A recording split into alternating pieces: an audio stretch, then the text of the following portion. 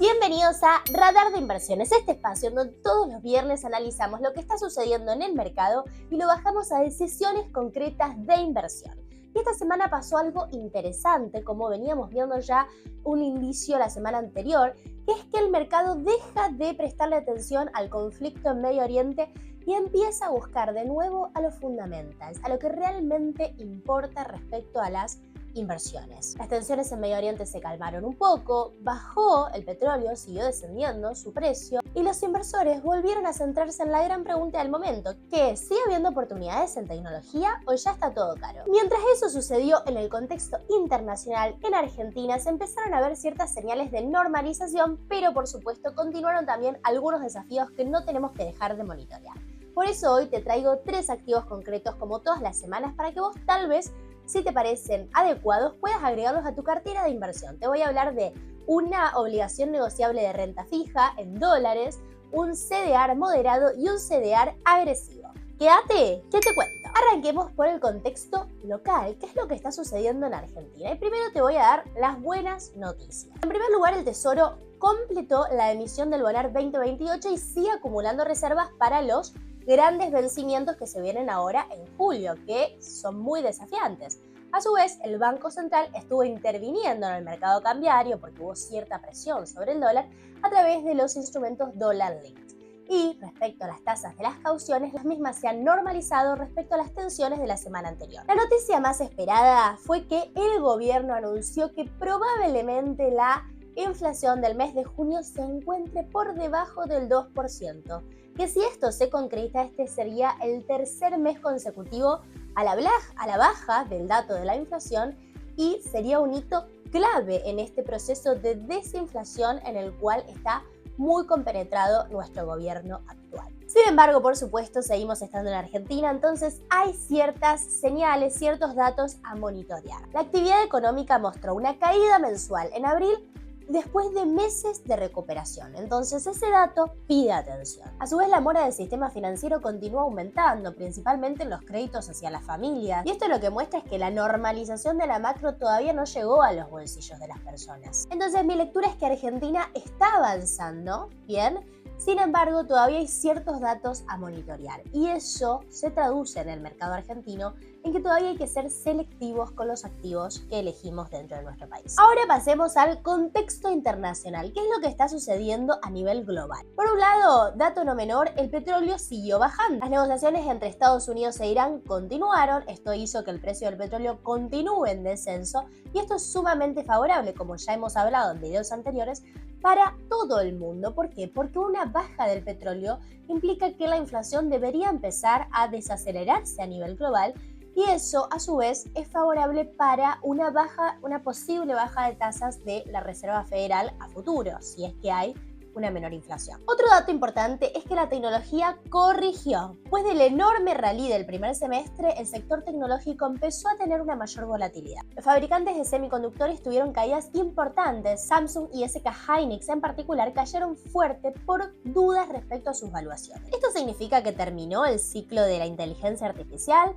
Para mí no, sinceramente. Lo que estamos viendo es una toma de ganancias después de subas extraordinarias. Esto es algo que pasa en todos los ciclos alcistas. Las correcciones son parte del proceso. Muchas veces son una gran oportunidad para los inversores de largo plazo que estaban esperando al momento oportuno. Y ahora te estarás preguntando, ¿qué está descontando el mercado hoy en día? 4 cosas fundamentales. Primero, que la inflación en Estados Unidos va a seguir desacelerándose. Segundo, que la Fed va a seguir con un escenario un poco más restrictivo por un tiempo, aunque por el momento se descartan subas adicionales de tasas. Tercero, que el conflicto en Medio Oriente no va a volver a escalar, al menos en el corto plazo. Y cuarto, y el más importante, que la inteligencia artificial sigue siendo la tendencia estructural más importante dentro del mercado. Y en este marco, la estrategia sigue siendo la misma. Base sólida de renta fija, empresa de calidad con crecimiento real, exposición selectiva a la gran tendencia tecnológica de la actualidad. Arranquemos por el activo número 1, que en este caso traje a la obligación negociable IRCPO de la empresa IRSA. Como siempre en la renta fija, la gran pregunta es ¿quién nos va a devolver el dinero? ¿A quién le estamos prestando a cambio de una tasa de interés? Y en este caso le prestamos a la empresa de desarrollos inmobiliarios más grandes de Argentina, dueña de centros comerciales como el Abasto, el DOT, el Alto Palermo, dueña de edificios premium de oficinas en Buenos Aires, desarrollos hoteleros y residenciales, activos reales, tangibles y que generan un flujo de caja en pesos y en dólares, independientemente de cómo esté el ciclo económico. Porque los contratos de alquiler de los shoppings y las demás inmuebles siguen funcionando en cualquier tipo de estado de la economía. ¿Cuáles son los fundamentos concretos que me gustan? Primero, el negocio de centros comerciales mostró una recuperación sostenida en ventas de metros cuadrados desde el 2024. El consumo dentro de los shoppings de IRSA viene creciendo por encima de la inflación en los últimos periodos. Segundo, la diversificación del negocio. Real estate comercial, oficinas, hoteles y desarrollos inmobiliarios. Esto hace que no dependa de una sola fuente de ingresos. Tercero, el balance sólido con activos reales que funcionan como garantía. ¿Y qué aporta esta ON a la cartera? Estabilidad, previsibilidad de ingresos, cuánto nos va a pagar, cuándo, y a su vez un flujo estable que sabemos que va a estar ahí pase lo que pase con el mercado. Ahora vamos con el activo número 2 y en este caso te traigo al CDR de Microsoft. Si tuviera que elegir una única empresa para mantener durante los próximos 10 años, creo que Microsoft estaría sin dudas en esta lista. Vamos con los fundamentos concretos. Primero, Cloud. Azure hoy es el segundo proveedor de computación de la nube en el mundo, detrás de Amazon Web Services. En el último trimestre reportado, Azure creció más de un 21% interanual, y una parte creciente de ese crecimiento viene del aumento de la demanda para la infraestructura de inteligencia artificial. Segundo, la integración de IA en todos sus productos. Microsoft no apostó a la IA como un negocio separado, lo integró a sus productos de toda la vida. Copilot en Office, Teams, GitHub y Azure. Eso le permite monetizar la tendencia de IA desde múltiples líneas de negocio simultáneamente, algo que muy pocas empresas en el mundo pueden hacer. Tercero, los números del negocio. En el último trimestre reportó ingresos por más de 70.000 millones de dólares y tiene un margen operativo que supera el 45%. Eso no es normal, es una de las empresas más rentables del mundo con esta escala. Cuarto, la calificación crediticia AAA. Igual que Johnson & Johnson, Microsoft es de las pocas empresas en el mundo con esta calificación. Esto le da acceso a financiamiento barato y por ende capacidad de invertir agresivamente sin poner en riesgo el balance. Quinta, la inversión en OpenAI. Microsoft puso más de 13.000 millones de dólares en esta empresa. A su vez tiene integración preferencial con sus modelos. Esto le da una ventaja estructural en el universo de la IA que es muy difícil de replicar. Entonces, ¿qué aporta Microsoft a la cartera? Crecimiento real con calidad.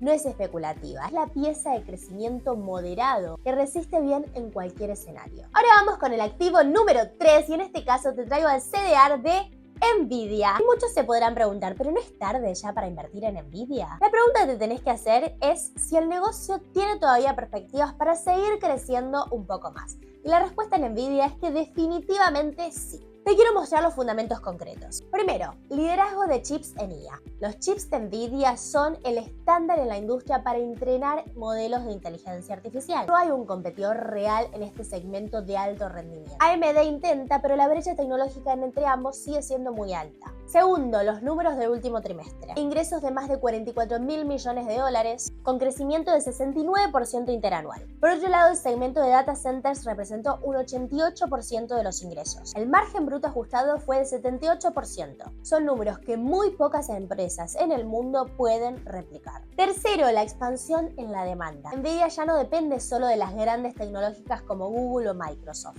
La demanda viene ahora de empresas industriales, de gobiernos y muchos otros sectores. Eso diversifica y solidifica la base de clientes. Cuarto, el ecosistema CUDA. Nvidia construyó durante 15 años un ecosistema de software propio llamado CUDA. Prácticamente todos los modelos de IA del mundo lo usan para entrenarse. Eso es un moat real. ¿Puede corregir? Sí. Y de hecho vimos bastante volatilidad esta semana en este sector. Después de subas extraordinarias, las correcciones son normales y saludables. Pero para el inversor que piensa en largo plazo, Nvidia puede ser una gran oportunidad. Y ahora te estarás preguntando, ¿y cómo hago para hacer todas estas inversiones?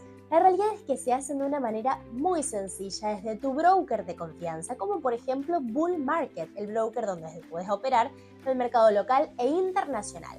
Ahí mismo vas a poder invertir en las obligaciones negociables en dólares, en los CDRs que nombramos, también en acciones, bonos, fondos comunes de inversión y muchas alternativas más. Esta semana el mercado nos recordó que la narrativa cambia muy rápido.